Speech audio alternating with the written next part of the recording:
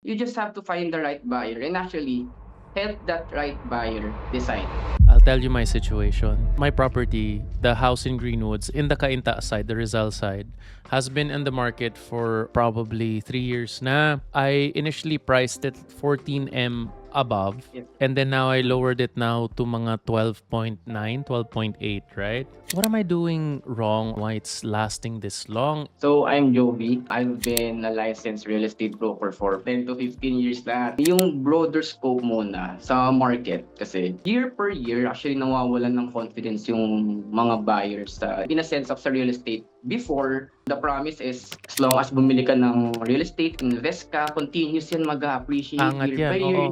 Then flip mo na lang, tas kikita ka na. Yung mga ibang cases naman ginagawa nila is pinaparentahan nila, yun yung magbabayad ng association dues and monthly amortization, tas may kita ka pa. That's the promise of real estate before. Pero what happened is, nangyari si Pogo, nangyari si pandemic. So, nagkaroon ng sudden impact dun sa stable ecosystem ni real estate. Nag-plummet lahat ng mga rates. Actually, ito na, parang nasa government side na to eh. Dahil sa mga nangyayari ngayon, sir, sa government, yung mga foreign investors, lahat yan sila nagsisipull out na ng mga investment sa Philippines. And they prefer to invest it to other countries. Daming articles lumalabas nito. A normal Filipino who has an excess money, hindi na sila pumapasok sa real estate.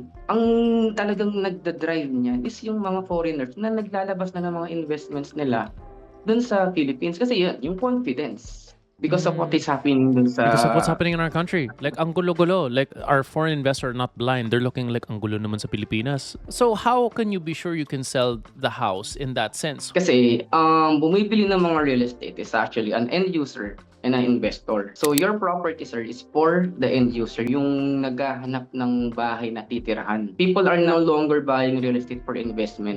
They are buying properties for end use. Sabihin natin na problematic ang Philippines ngayon. Sabihin Yes. natin na kinakabahan ng mga buyers ngayon. Meron pa rin bibili talaga. Kasi if wala na rin ako negosyo, wala na akong kitain. At saka, hindi mo ko anuhin. Hindi mo ko erin. Hindi ko mabibenta yun. It's just like, kailangan mo talagang hanapin yung perfect buyer for the house. More than 50 viewings na ata ang Yes. na-conduct dun sa Bahay. property. So may interest. Kaya sabi ko dun sa chat, sir, baka mismong dun sa actual viewing nangyayari yung concern. So isa yung anggulo. And I'm always a firm believer na property itself will actually sell. Lalo na sa real estate. Pag bahay yan, kahit walang sabihin yung ahente, pag nagustuhan na ng buyer yan, hindi na niya need ng sales talk. Yung property na itself will sell for itself. Parang ganun eh. Bibenta niya sarili niya. So, ang sa akin, the price is right. Okay sa akin. The price is good. Location My is right. asking price is good naman, no? For that, I think 12.9, 12, tapos CGT plus care of me.